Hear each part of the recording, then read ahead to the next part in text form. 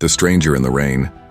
The sky looked heavy that day, like it had been holding back tears for too long.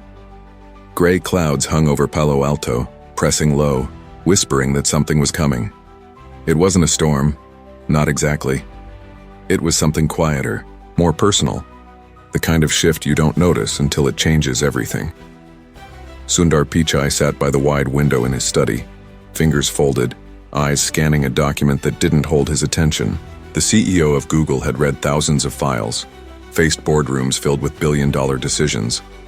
But today his mind kept drifting. Something felt off, like the air had changed its temperature without asking permission. He heard the soft creak of the front door. Just as the first raindrops started to fall, Sundar glanced at the clock. 4:06 p.m. His son Arjun was home from school early. Odd. Arjun always stayed late for robotics club. Maybe practice was canceled, or maybe something else. Then came the sound of two pairs of footsteps, one careful and familiar, the other uncertain and dragging. Sundar turned his head slightly, just enough to catch a glimpse through the hallway. Arjun stood there soaked to the bone, his school bag slung over one shoulder, his shoes squishing with water. Beside him stood a boy Sundar had never seen before. The stranger was shivering, wrapped in a thin hoodie that clung to him like wet paper. His face was pale, his lips slightly purple from the cold. He couldn't have been older than 15. Sundar rose slowly, already sensing that this was no ordinary school friend. "Appa," Arjun said, voice soft but steady. He only used Appa when he wanted his father to listen like a dad, not a CEO. "This is Dev, he needs help." Dev didn't speak. He looked down, one hand clenched around the strap of an empty backpack, the other gripping the hem of his hoodie. The hallway lights made him look even smaller. Sundar said nothing for a moment. He just watched them, the way a man does when a part of him knows his life is about to change, but he doesn't know how yet. "Come in," he said finally, voice calm even. "Let's get you both dry first." Inside the warmth of the house, Arjun and Dev sat by the fireplace while Sundar fetched towels. The silence wasn't awkward, it was careful, like no one wanted to drop a word too loud and shatter the moment. "How do you know each other?" Sundar asked, sitting across from them, towel draped over his arm. "We met 3 days ago," Arjun said. "He's been staying behind the school gym. He hasn't eaten properly in days. I couldn't just leave him." "There, Appa." Sundar's eyes narrowed just slightly, not in anger but in calculation. 3 days. A child living outside, hiding from the world. His mind spun through scenarios, drugs, danger, scams. But his heart, that was already moving faster. He turned to Dev. "Where are your parents?" Dev looked up for the first time. His eyes were sharp, old in a way no teenager's eyes should be. He didn't answer. "He doesn't talk about it," Arjun said. He ran away." And that was it, the simple sentence that tore open the first layer of the mystery. Sundar exhaled slowly. He was not a man who rushed to judgment. He had grown up in Chennai, in a modest home with no refrigerator, where phone calls had to be booked in advance. And walking 2 kilometers to school in monsoon season was normal. He understood struggle. He understood what it felt like to be invisible. But still, this was not normal. This was something else. "You can stay tonight," Sundar said finally. "Just tonight. After that, we'll figure something out." Dev gave a single nod, almost imperceptible. Arjun smiled, the first smile since he'd walked in. "Thank you, Appa." Sundar didn't answer. He was already thinking. There were rules, procedures, responsibilities. But there was also something else. Something about the way Dev clutched that soaked backpack like it held everything he had in the world. Something about how Arjun, his quiet, introverted son, had crossed his usual boundaries for someone he'd barely known. That night, as the rain continued to fall, Sundar stood in the hallway outside the guest room. The door was slightly ajar. He could see Dev curled up under the thick comforter, asleep already. Arjun sat beside him, a book in hand, reading softly. Sundar didn't disturb them. Instead, he walked back to his study and sat by the window again. He stared out at the streetlights, casting long, watery shadows. He remembered his own boyhood, remembered how kindness had often come from unexpected places. And now, it was his turn to decide what kind of man he wanted to be. Not just as a father or a CEO, but as a human being. The next morning, everything would begin to unravel. Because Dev wasn't just a runaway. He wasn't just a boy with a secret. He was the key to something much, much bigger. Something that could risk everything Sundar had built. And none of them were ready for what would happen next. The backpack, the morning after the storm, smelled like wet earth and second chances. Soft light bled through the windows as if the sun was unsure whether it should shine just yet. Inside the Pichai home, silence walked gently through the rooms, careful not to wake the past they'd all tried to leave behind the night before. Sundar stood in the kitchen, stirring his tea with the kind of focus a man gives something small when his mind is filled with something too big. The kettle hissed softly. Somewhere upstairs, footsteps creaked. Arjun, probably checking on Dev. Sundar's eyes drifted to the hallway where the guest room door was half closed. He didn't know yet why he was uneasy. Not afraid, just alert. Like his instincts were whispering before his logic could catch up. It wasn't just that a homeless boy had slept under his roof. It was the way Dev had fallen asleep so quickly, like he'd spent years being too exhausted to rest. It was the way Arjun had looked at his father, not with rebellion, but with expectation. Like Sundar was supposed to understand something unspoken. And then there was the backpack. It had been left by the corner of the guest bed, zipped tight, as if it held not clothes, but secrets. Sundar had seen it. Plain, gray, a little torn at the side, nothing unusual, but still, there was a weight to it, not physical, something else. He didn't want to look inside, but he knew he would. When Dev came into the kitchen, freshly showered, wearing clothes borrowed from Arjun, he looked almost normal, almost like a kid. His hair was damp, his shoulders still hunched slightly, like he didn't trust the walls around him. "Good morning," Sundar said, nodding. Dev nodded back, said nothing. Arjun entered moments later, half smiling. "He likes toast." Sundar slid a plate across the table. They ate in silence, the kind that stretches when no one knows the rules of this new game. And then Sundar said it. "Dev, can we talk?" Dev paused mid-bite, eyes flicking to Arjun, then back to Sundar. He swallowed slowly. "I need to know if anyone's looking for you," Sundar continued, "and if you're in any danger." For a second, Dev looked like he might get up and leave, just vanish through the back door and never come back. But then he leaned forward, elbows on the table, and said 5 words that changed everything. "It's not safe for me." The silence snapped. "What do you mean?" Sundar asked. Dev looked down. "I saw something before I left home. Something I wasn't supposed to." Sundar's fingers curled slightly around the edge of the table. He had heard phrases like that before, in interviews, in whistleblower reports, in the quiet spaces between official meetings. They were never simple, never small. "You saw what?" Dev hesitated. "I'll show you." He got up, walked back, toward the guest room. Sundar followed, something tight and buzzing in his chest. Arjun trailed them both, silent. Dev picked up the backpack, sat down on the edge of the bed. Slowly, carefully, like opening a memory he didn't want to feel again, he unzipped it. The first thing he pulled out was a worn-out notebook. It was thick, filled with pages of messy writing, sketches, maps. Sundar leaned closer. The drawings weren't childish. They were technical. Not perfect, but precise. Some looked like circuit diagrams, others like satellite layouts. And in between, strange notes written in half code, half English. "My brother worked on something," Dev said, "at a private lab. I used to sneak into his room, read his notebooks. I copied some stuff down. I didn't think it mattered." "And then?" Sundar asked. "One night, he came home. Different. Scared. Said he was being followed. 2 days. Later, he disappeared. The room felt colder now. Even the air had stopped moving. My mom went silent. like someone told her not to talk. Cops came once, then never again. After a while, I figured out they didn't want anyone asking questions, so I ran. Sundar was quiet for a long time.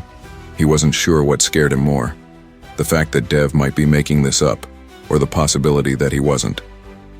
"Do you still have the original notebook?" Sundar asked. "No," Dev said. "They took it. I made this copy before they did." Arjun spoke for the first time since the kitchen. "Appa, he's telling the truth. I've seen the pages." And Sundar believed him. Not because the story made sense, because it didn't. It was messy and wild and way too big. But he believed it because Dev's hands were trembling. And because Sundar had built a life around knowing when people were lying. This boy wasn't lying. But if this was true, then there were people out there who didn't want this information shared. People who had already made someone disappear, and now the boy with the copy was in his house. Sundar stood, rubbing his face slowly. "We can't go to the police, not yet." "What do we do then?" Arjun asked. "We protect him. We figure out who's behind this." Quietly. But before Sundar could take another step, his phone buzzed. A message. Unknown number. No text. Just a photo. The front of his house, someone was watching them, and now they knew where Dev was. The Watchers. There are moments when everything goes silent, but not the peaceful kind. It's the silence that follows fear, the kind that rings in your ears like a warning bell nobody else can hear. Sundar stared at the photo on his phone, his own house captured in the soft morning light from across the street. No message, no name, no context. Just a quiet threat wearing a polite face. He turned the phone over, like maybe the danger would vanish if he looked away. It didn't. It never does. Down the hallway, Arjun and Dev were still in the guest room going over the notebook. Sundar took one breath, two, then walked toward them, phone in hand, steps too calm for what he was about to say. He held up the screen without a word. Arjun blinked. Dev's body stiffened like a rope pulled tight. His fingers clenched the notebook. "They found me," he whispered. No one had to ask who they were. It was clear in the way he said it, like naming them would give them power. For the first time, Sundar felt something he hadn't felt in years. Helplessness. Not the kind that comes from a tough meeting or a delayed project. Real helplessness. The kind that makes your bones go cold, because you know your brain can't logic its way out, but he didn't show it. Not in front of his son. Not in front of this boy who had already lost more than any child should. "Pack your things," Sundar said. "We're going out." "Where?" Arjun asked. "Somewhere with no cameras." Sundar wasn't just a CEO. He'd worked with engineers, privacy teams, cybersecurity specialists. He knew how tech worked. And more importantly, he knew where it failed. He knew the blind spots, the places that didn't leave footprints. And he still had contacts, people who owed him favors or remembered the kindness he'd once quietly given them. They drove in silence, the city drifting past them like a memory trying not to be remembered. Sundar's hands gripped the wheel tighter than necessary. Dev sat in the back, hoodie pulled up, eyes darting from street to sidewalk to sky. Arjun watched him more than he watched the road. They didn't go to a hotel. Sundar wasn't stupid. He knew hotels had guest lists, security cameras, questions. Instead, they stopped in front of a quiet house at the edge of town. It looked abandoned from the outside. Faded paint, sagging roof, mailbox stuffed with nothing. But Sundar had kept it a place nobody ever talked about, a place that had belonged to someone he once trusted, long gone now. No Wi-Fi, no utilities in his name, no connection to him, except in his memory. "This is where we're safe?" Dev asked, voice dry and skeptical. "No," Sundar said. "This is where we disappear." Inside, it was dusty but not broken. Furniture covered in white cloth, a fridge that still hummed when plugged in. The house had bones. It had history. It had shadows. But most importantly, it had no watchers. They settled in slowly, Arjun opened windows. Dev unfolded the notebook on the table. Sundar locked every door and pulled the blinds tight. Then he sat, finally, and let the quiet settle into his lungs. "We need to understand what this is," he said. "Not just what's in the notebook, but why they care." Dev opened to a page filled with strange math.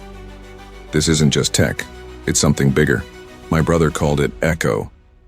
He said it wasn't ready, said it could change everything." Sundar squinted.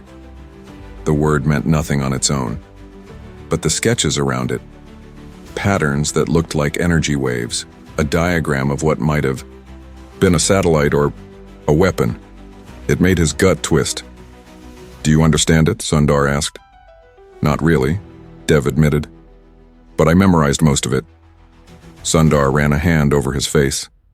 He knew what would happen if any of this leaked. The kind of people involved in projects like this didn't ask questions. They erased them.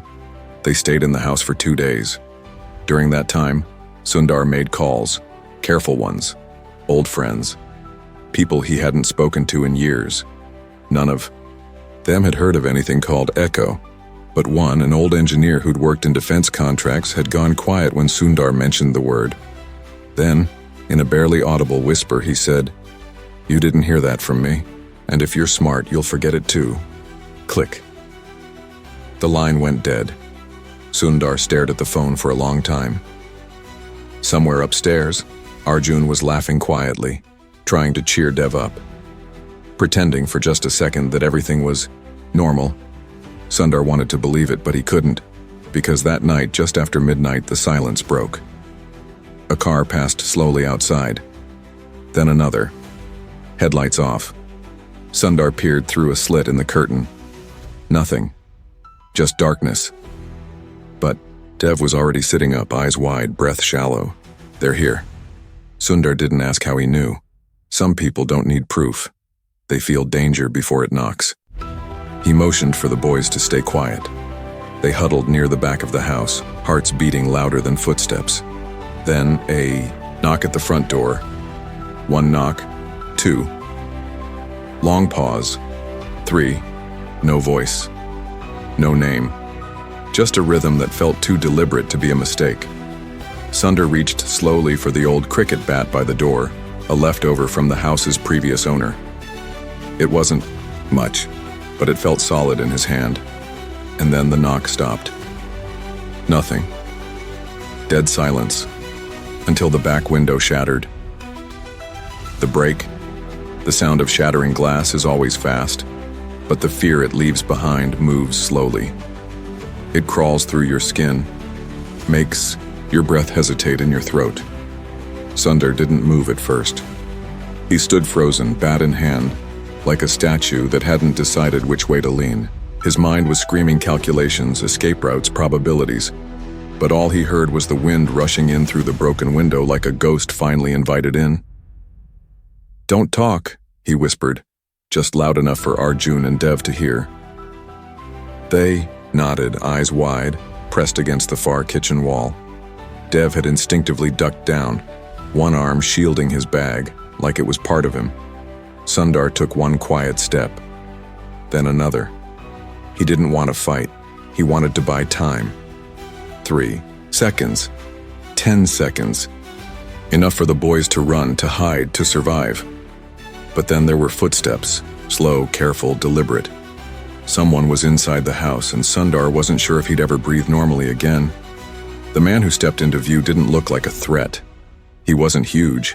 He wasn't holding a weapon. He looked like a neighbor checking to see if everything was okay after hearing a crash. Except his eyes didn't match his expression. They were flat, cold, too focused for curiosity. "You're Sundar Pichai," the man said, his voice the kind that smiled without actually smiling. "I expected more security." Sundar didn't reply. He just tightened his grip on the bat and positioned himself slightly to block the hallway. "We don't want trouble," the man added. "We just need the boy. You understand, right?" And Sundar, who had once explained the future of technology to world leaders, who had stood calm while entire markets shifted, felt something rise in him that had nothing to do with logic. "You, Broke into my home, he said, voice low. You made this personal. The man's smile flickered. We don't want to hurt anyone, but if you make this difficult, he never finished the sentence. Because Dev ran, a blur of panic and instinct, he shot past Sundar and bolted toward the front door. Arjun shouted, tried to follow. Sundar raised the bat, and the man lunged. The fight wasn't clean. Sundar wasn't trained. The bat hit something, shoulder, arm, maybe ribs. The man grunted, stumbled. Sundar shoved him back, yelling for Arjun to run. Everything turned into sound. Wood crashing against tile, a door slamming open, shoes pounding pavement. They were outside. But the street wasn't empty. 2 black sedans. Parked, running, quiet. Sundar knew what that meant. He didn't need badges or uniforms to recognize organization. This wasn't random. These were professionals, and now they were chasing 2 boys down a dark suburban street, while he stood bleeding from his forearm, his heart a drum inside his chest. He grabbed a set of keys from the kitchen drawer, ones he'd kept just in case. The car in the garage hadn't moved in years, but tonight, it had to. Because this wasn't just about Dev anymore. This was about Arjun, and there was no way Sundar was losing his son in the dark. They caught up at the edge of an overgrown field, the boys cornered. Near a chain-link fence, Dev panting hard, Arjun standing in front of him like a shield. One of the men raised his hand, not in threat but in warning. You don't know what you're doing, he said. This isn't about you.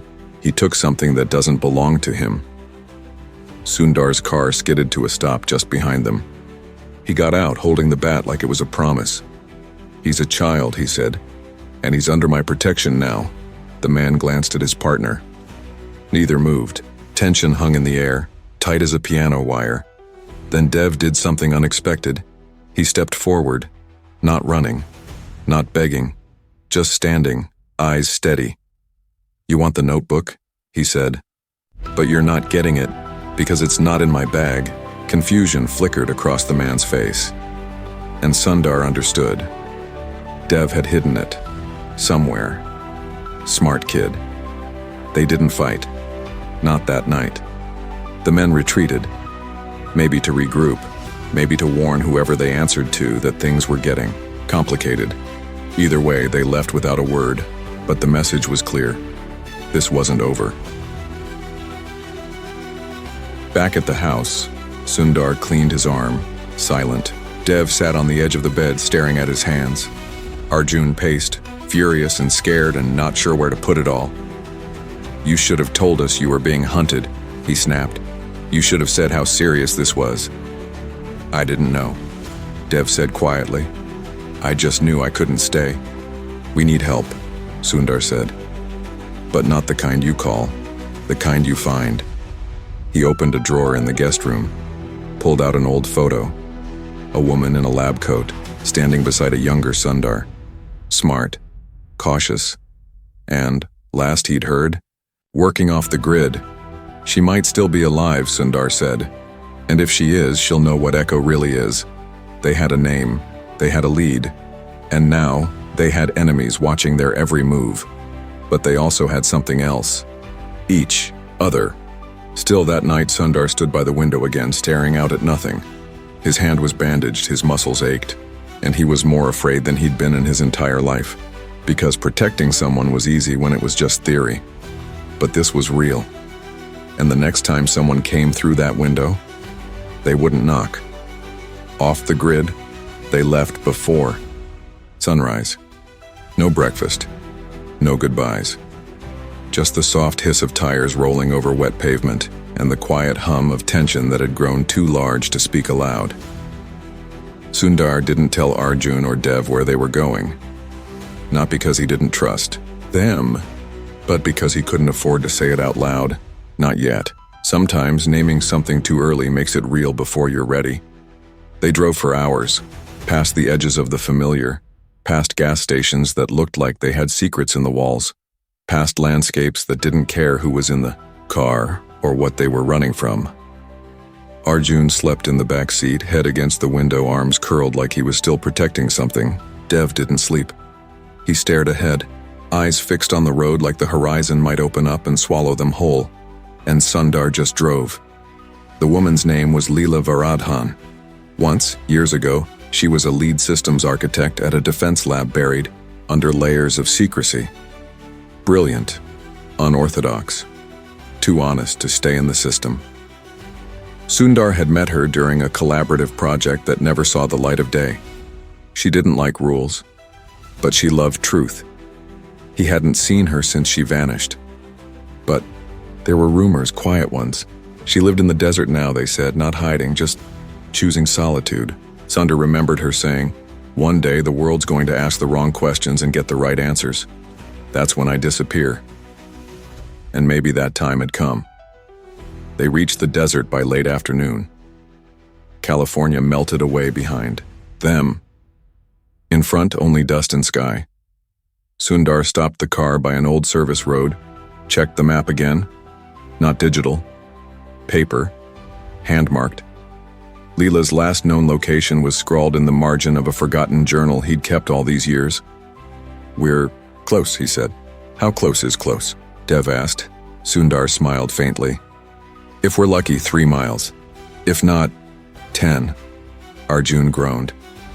Through this, sand and silence stretched ahead of them, broken only by the low hills and the occasional tumbleweed, which felt comically cliché, like the desert was trying too hard to be dramatic. But they walked. They walked because they had to. They walked because staying still wasn't safe anymore. The building was barely a building, half buried in rock, covered in sand it looked like. Time had tried to erase it but gave up halfway. A solar panel leaned against the roof at a crooked angle. The front door was metal, rusted but intact. Sundar stepped forward. Knocked once. No answer. He tried again. Then the door opened, and there she was. Leela Varadhan. Her hair had gone gray. Her face was harder, but her eyes were the same. Sharp, skeptical, and burning with intelligence that didn't age. "Well," she said, leaning against the doorframe. "Never thought I'd see you on my porch, Pichai." Sundar almost laughed. "Almost. I brought a problem," he said. "You always do." Inside, the air was cool and still. Leela's home was not a bunker. It was a sanctuary. Books lined the walls. Cables snaked across tables. Parts of old machines lived in open boxes like sleeping animals. Dev clutched his backpack. Leela noticed. "What's in the bag?" "Answers," Sundar said. "And a few ghosts." Leela nodded once, then put it on the table. Hours passed, in murmurs and diagrams. Dev unzipped the backpack, laid out the notebook. Leela flipped through the pages slowly, sometimes pausing to mutter equations under her breath. Sometimes she shook her head like she couldn't believe what she was seeing. "You said it was called Echo," she said finally. That's what Dev's brother told him. "Your brother worked on this?" she asked. Dev nodded. "He never came home." Leela's face didn't change, but something behind her eyes flickered. "This project was killed," she said, "or buried so deep no one was supposed to find it again." "What is it?" Arjun asked. Leela looked at them for a long time before answering. Echo wasn't just a signal tech. It was predictive. It mapped digital behavior, every search, every message, every pattern. Then it forecasted possible futures, like a weather report for human behavior.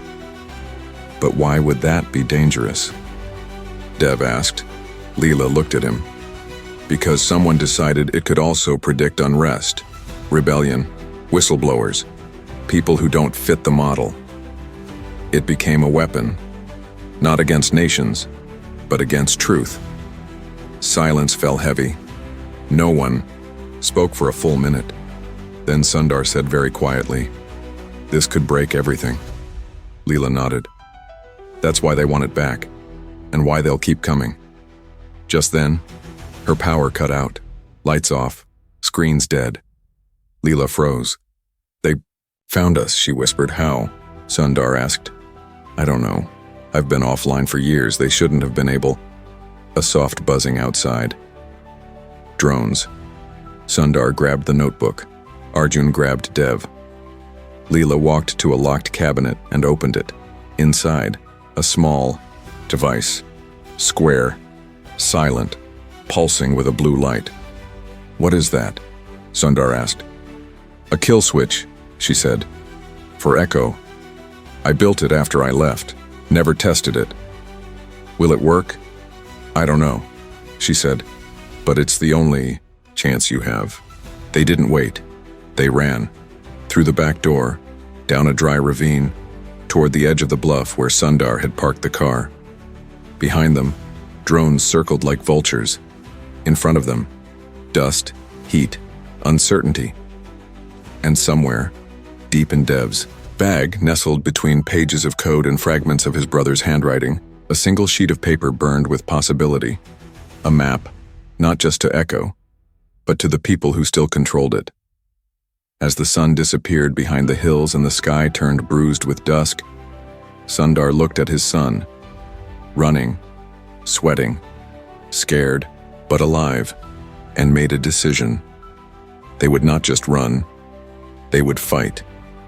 The upload, they didn't stop driving until the desert was nothing but a pale smear in the rearview mirror. Behind them, Leela's sanctuary was gone, burned or buried, they didn't know. What mattered was it wasn't safe anymore. Nothing was. The silence in the car was different now. It wasn't filled with fear. It was heavier, loaded with decisions no one wanted to make out loud. Dev held the kill switch in his hands like it was something alive. It didn't hum, didn't blink, didn't promise anything. It just waited. Sundar kept glancing at him in the mirror, and each time, he saw the same thing. A boy who had never been allowed to be a boy. Arjun sat beside Dev now, not just watching him, but understanding him in a way only someone who's been dragged into a fire can understand someone else who's been burned. Leela had given them coordinates, not to another hideout, to a data node, buried inside a city, disguised as a server room, owned by a shell company no one really tracked. It was one of the original access points for Echo, long dormant, forgotten, but still wired in. Still listening. "You want to destroy Echo?" Leela had said. "You can do it from there." "And if we want the world to see it first?" Sundar asked. "Then you better move fast." They reached the city after nightfall. Not the glowing kind of night, the quiet kind, where people close their curtains and pretend nothing dangerous lives in the dark. They parked in an alley, made their way through side streets. Sundar knew how to move without being seen. The others followed closely, like threads tied to the same hand. The building was old, worn. Nothing about it said important, which made it perfect. They entered through the basement. No alarms, no locks they couldn't handle. Echo didn't need guards. It relied on being forgotten. Inside the server room, the air was cold and humming. Racks blinked with lazy lights. A faint mechanical rhythm played in the background, like a heartbeat trying to remember what it meant to be human.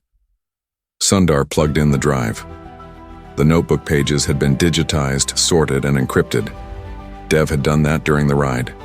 Fingers, shaking but precise. Arjun had helped, translating code like a second language neither of them had fully learned but somehow understood anyway. "Once I hit this," Dev said, hovering over the keyboard, "there's no turning back. Echo becomes public." "And then we use the kill switch?" Arjun asked. "Yes," Sundar said. "But we wait. We make sure it's out there first. Even if they find us, they won't be able to stop the truth." It took 12 minutes. 12 minutes for the files to upload. 12 minutes for decades of secrets to begin slipping through the cracks. Somewhere, across the internet, watchdogs would notice. Journalists would get alerts. Ethics boards would scramble. Governments would deny. But it wouldn't matter, because Echo was no longer buried. They stood together in the blue glow of the screen, watching the final progress bar crawl across the edge. And then Dev pressed the kill switch. There was no explosion, no dramatic shutdown, just silence. The servers blinked once, twice, then everything went dark, like a giant machine had taken its last breath and decided to rest. For one small second, they almost believed it was over. But then, shouting from upstairs, boots, doors slamming, flashlights cutting through the dark like knives. "Run," Sundar said. Where? Arjun asked. Anywhere, Sundar said. But don't stop, they ran. Down one hall, through a maintenance tunnel, into a storm drain. But Sundar didn't follow. He turned back, because some truths needed witnesses. They caught him at the exit. He didn't resist. He raised his hands, said nothing, didn't flinch. They asked him where the boy was. He didn't answer. They asked him where the files were. He smiled. 2 weeks later, the video was everywhere. Not the files, not the code, the truth. An anonymous source had leaked a compressed version of Dev's notebook, enough to prove Echo existed, enough to start the avalanche. And with it came a voiceover, calm, steady, Sundar's voice. He had recorded it in the car. On the way to the city. This is not about power, the voice said. This is about people, about what happens when systems forget they were made for human beings. This is about a boy who refused to disappear, and the world that nearly let him. The video ended with one image, Dev and Arjun, smiling, safe.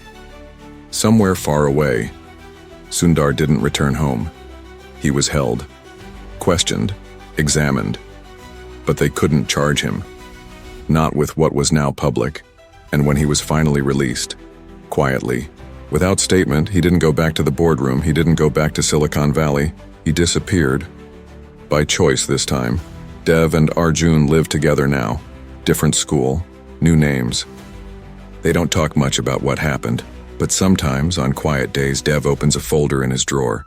The original notebook, battered, taped, covered in memories, and he reads, not to remember, but to never forget, because Echo is gone, but the world still listens, and now, finally, so do we.